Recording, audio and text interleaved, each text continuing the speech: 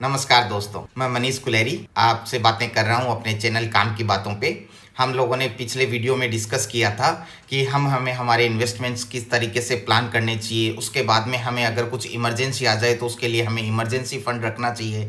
और उसके बाद में हमारा थर्ड पॉइंट था emergency plans. Emergency plans generally हम लोग किस लिए रखते हैं कि समझो हम हमारे कुछ इन्वेस्टमेंट कर रहे हैं या हम हमारे कुछ फ्यूचर प्लान्स बना रहे हैं, उस बीच में अगर किसी भी तरह की इमरजेंसी आ जाए तो वो इमरजेंसी की वजह से हम हमारे फ्यूचर प्लान्स हमें ड्रॉप नहीं करने पड़े या कुछ भी हमारा इन्वेस्टमेंट है वो हमें वापस नहीं लेना पड़े, उसके लिए हम कुछ तरह इंश्योरेंस परचेज करते हैं जिसमें हम लोग उसको इमरजेंसी प्लान्स में कंसिडर करते हैं। इमरजेंसी प्लान्स में दो पार्ट में डिवाइड करता हूँ, one is the term insurance, another is the health insurance. तो आज के वीडियो में हम लोग टर्म इंश्योरेंस के बारे में पढ़ेंगे और अगले वीडियो में हम लोग सीखेंगे हेल्थ इंश्योरेंस। हमें इंश्योरेंस लेते वक्त सबसे इंपॉर्टेंट चीज़ क्या होती है या हम इंश्योरेंस किस लिए लेते हैं? हम इंश्योरेंस लेते हैं कि जब हमारे पास इमरजेंसी में हम कोई क्लेम करेंगे तो वो क्लेम हमें मिलना चाहिए। अगर हम कुछ लाइफ इंश्योरेंस है तो हमारी फैमिली को वो क्लेम मिलना चाहिए, हेल्थ इंश्योरेंस है तो हमें क्लेम मिलना चाहिए। इसके लिए जब हम किसी कंपनी से इंश्योरेंस सेलेक्ट कर रहे हैं तो हमें बहुत ही ज़्यादा केयरफुली रहना पड़ेगा और सारी बातों को हमें ध्यान रखना पड़ेगा कि हम अच्छी कंपनी से सेलेक्ट करें और अच्छा प्लान सेलेक्ट करें ताकि कल हमारी फैमिली को किसी भी तरह की कोई परेशानी नहीं। अभी टर्म इंश्योरेंस क्या चीज़ होती है? टर्म इंश्योरेंस एक सर्टेन टाइम फ्रेम के लिए हम हमारी लाइफ को इंश्योर करते हैं, एक सर्टेन पीरियड के लिए, उसको हम लोग टर्म इंश्योरेंस बोलते हैं। टर्म इंश्योरेंस में आपको एडवाइस करूंगा कि जितना जल्दी हो उतना हमें सेलेक्ट कर लेना चाहिए। क्यों? उसका रीज़न है क्योंकि अगर छोटी उम्र में समझो 20 और 25 साल की उम्र के बीच में अगर अपन 1 करोड़ का टर्म इंश्योरेंस ले रहे हैं, उसकी अप्रोक्सीमेटली कॉस्ट 1000 रुपये के आसपास होती है ईयरली प्रीमियम। और अगर वही हम लोग उसको 35-40 साल की उम्र में लें तो वो 2000 से 2500 रुपये हो जाती है। क्यों? क्योंकि उम्र के साथ में अपनी जो लाइफ स्पेन है वो भी कम हो जाती है, दूसरा कई तरह की कोई बीमारियां हो जाती हैं। तो ये जो कंपनियां हैं ये बिल्कुल सीधी सी बात है कि यहाँ चैरिटी करने के लिए तो नहीं बैठी हैं, तो वो सारी कैलकुलेशन करके अपने को प्रीमियम देती हैं, उस टाइम अपना प्रीमियम बढ़ जाता है। तो अगर जितना जल्दी हो सके आपको अपना टर्म इंश्योरेंस लेना चाहिए। अब सवाल आता है कि टर्म इंश्योरेंस कितना होना चाहिए? टर्म इंश्योरेंस जनरली आपकी जो सालाना इनकम है उससे 10 गुना या 20 गुना, 10 से 20 गुना के बीच में आप अपनी कैलकुलेशन करके उसके हिसाब से जो प्रीमियम आप पे कर सकते हैं उसके अकॉर्डिंग आप उसको सेलेक्ट कर सकते हैं। नेक्स्ट सवाल आता है कि टर्म इंश्योरेंस अपन कहाँ से परचेज कर सकते हैं? टर्म इंश्योरेंस हम लोग ऑफलाइन भी परचेज कर सकते हैं, ऑनलाइन भी परचेज कर सकते हैं।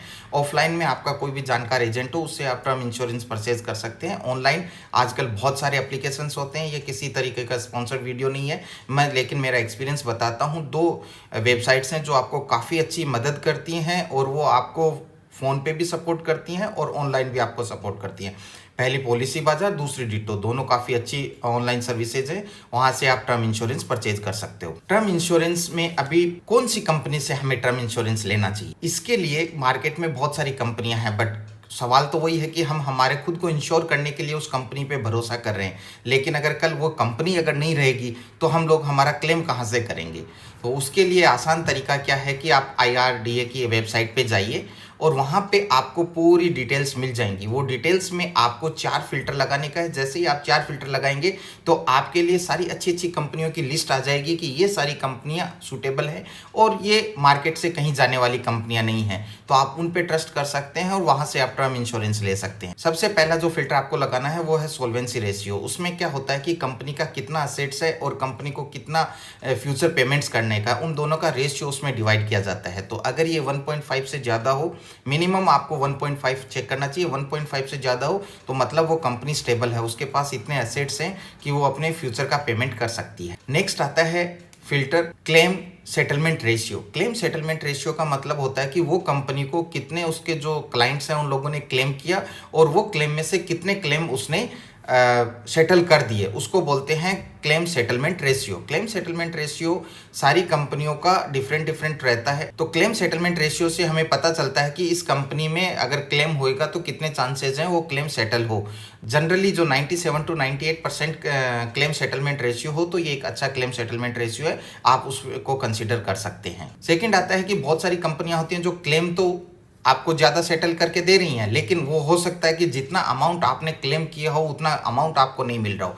या कई कंपनियां होती हैं जो बड़े बड़े क्लेम्स होते हैं वो रिजेक्ट कर देते हैं, छोटे छोटे क्लेम्स वो लोग सेटल कर देते हैं, तो उससे क्लेम सेटलमेंट रेशियो उसका अच्छा बन जाता है। तो उसको अगर दोबारा दूसरा एक फिल्टर हम लोग यूज कर सकते हैं, अमाउंट सेटलमेंट रेशियो। उससे अमाउंट सेटलमेंट रेशियो से हमें पता चलता है कि कितना अमाउंट का क्लेम हुआ था और कितना परसेंटेज उसमें से सेटल हो गया।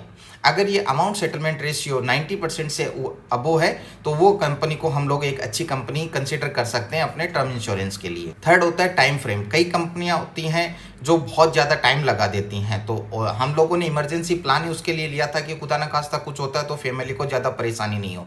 लेकिन कल अगर वही कंपनियां फैमिली को बार बार चक्कर कटवा रही हैं, ये डॉक्यूमेंट सबमिट करो, वो डॉक्यूमेंट सबमिट करो, तो वैसी कंपनियों में हमें नहीं फंसना चाहिए। तो वो डाटा है वो भी पूरा डिटेल नहीं है, बट थोड़ा डाटा आपको IRDA की वेबसाइट पे मिल जाएगा। वहाँ पे जाके आप फिल्टर लगा सकते हो कि कंपनियों को जो सेटलमेंट है वो जो आपको 0 से 3 मंथ्स में कितना है, 3 to 6 मंथ्स में कितना है, 6 to 9 मंथ्स में कितना है, मोर देन 1 ईयर कितना है।